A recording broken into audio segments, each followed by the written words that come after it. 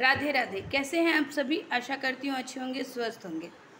ज्येष्ठ माह में ऐसे ही जल का बहुत महत्व है, क्योंकि इसी माह में निर्जला एकादशी, गंगा दशहरा सब आता है।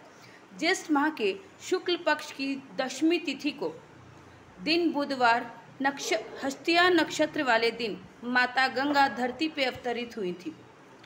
इस विषय में जो कथा है, पहले उस कथा को सुन लेते हैं, उसके बाद पूजा विधि पर आते हैं। अयोध्या नगर में महाराजा सगर नाम के एक राजा थे। उनके 60,000 पुत्र थे। एक बार उन्होंने अश्वमेघ यज्ञ करने का ठाना। अश्वमेघ यज्ञ की शुरुआत हो चुकी थी। महाराज इंद्र बहुत ही भयभीत हो रहे थे। फलस्वरूप उन्होंने अश्वमेघ के यज्ञ के घोड़े को कपिल मुनि आश्रम में छुपा दिया। महाराज सकर के 60,000 पुत्र उस अश्वमेघ यज्ञ के घोड़े को ढूंढने में लग गए। घोड़े को ढूंढते ढूंढते सभी पुत्र महर्षि कपिल मुनि जी के आश्रम में पहुंच गए। वहां उन्होंने घोड़ा देखा और घोड़ा देखते ही चोर चोर कह के चिल्लाने लगे।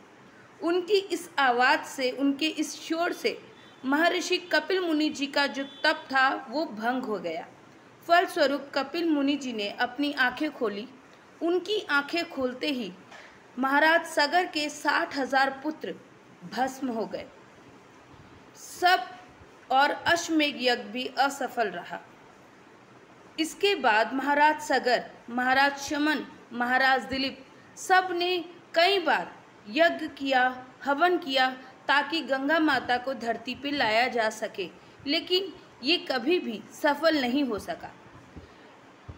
जो महाराज सगर थे, महाराज शमन थे, महाराज दिलीप थे, वे अपने पूर्वजों की, जो अपने पुत्र थे उनके और उनके जो पूर्वज थे, उन सब की जो तृप्ति है, उन सब की मुक्ति के लिए वे कहीं पर भी तर्पण नहीं कर पा रहे थे, क्योंकि उस समय जो धरती का जल था वो सारा जल अगस्त्य मुनि पी जाया करते थे।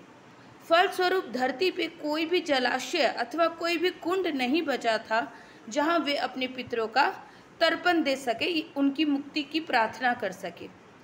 समय व्यतीत हुआ। महाराज भगीरथ, महाराज दिलीप के पुत्र महाराज भगीरथ ने गंगा माता को धरती पे लाने के लिए ब्रह्मदेव की बहुत कठिन तपस्या की। ब्रह्मदेव भगीरथ जी के इस तप से बहुत ही प्रसन्न हो गए। उन्होंने दर्शन दिया। तब भगीरथ जी की इच्छा अनुसार उन्होंने कहा कि वे गंगा माता को धरती पे लाने के लिए उन्हें दे तो दे, लेकिन गंगा माता का जो वेग है वो धरती सहन नहीं कर पाएगी।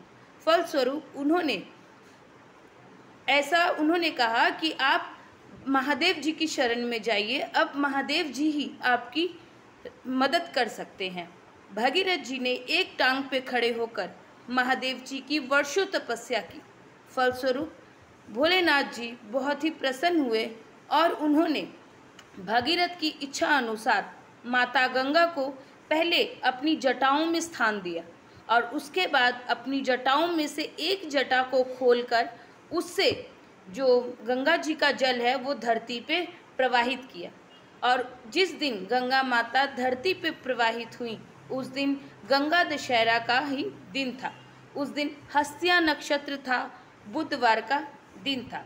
तो तभी से गंगा दशहरा का पर्व हम हिंदू बड़े धूमधाम से मनाते हैं। तो ये है गंगा दशहरा की कथा। तो चलिए पूजा विधि पर आते हैं। सबसे पहले आपको जब गंगा स्नान करना है, गंगा दशहरा वाले दिन जो सबसे मेन कार्य है, स्कंद पुराण के अनुसार हर हिंदू को चाहिए कि वो गंगा दशहरा वाले दिन गंगा जी में स्नान अवश्य करे। जब वो गंगा जी में स्नान करे तो 10 डुबकी लगाएं। जब वो इस दिन गंगा जी की विशेष पूजा अर्चना का भी विधान है। और जब भी पूजन अर्चना करने जाएं तो जो पूजन की सामग्री होती है उसमें भी 10 की संख्या को मान के चले। जैसे 10 फूल, 10 तरह के नैवेद्य, 10 तरह के पान, 10 पान के पत्ते, 10 तरह के प्रसाद, 10 तरह के दीपक।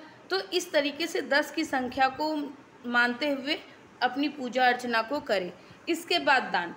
तो जब आप दान भी करेंगे तो 10 की संख्या में करें। जैसे 10 पंखे, 10 छाते, 10 तरह के अनाज, 10 तरह के फल, 10 तरह की सब्जियां, तो इस तरीके से करने से आपकी पूजा सफल मानी जाती है और इसके 10 तरह से